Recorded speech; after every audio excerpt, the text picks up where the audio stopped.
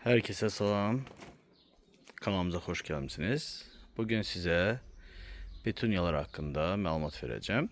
Petunyaları alıp eve aparandan sonra ne etmək lazımdır? Necə yetiştirmək lazımdır? Necə artırmaq lazımdır? Bunlar hakkında ətraflı danışarıq.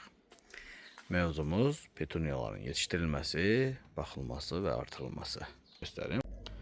Renk olarak, sort olarak petunyalar fərqlidir. Yəni hamısı eyni deyil. Bunlara ampulin sort deyirlər. Yəni ampulin sortlar çox bol çiçək açan və yatay bitkilərdir. Yəni boyları hündürə qalxmır, yatır.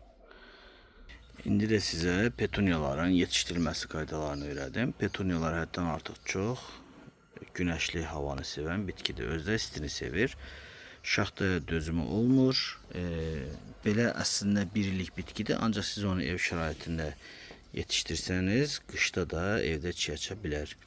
Çalışın bol işıqlı yerdə saxlayın. Tez-tez suvarmayın. Tez-tez suvarma kök çürməsinə gətirib çıxardır. Petunyaların bol çiçək açmasını istəyirsinizsə, çalışıb fosfor və kalium tərkibli gübrələrdən istifadə edə bilərsiniz.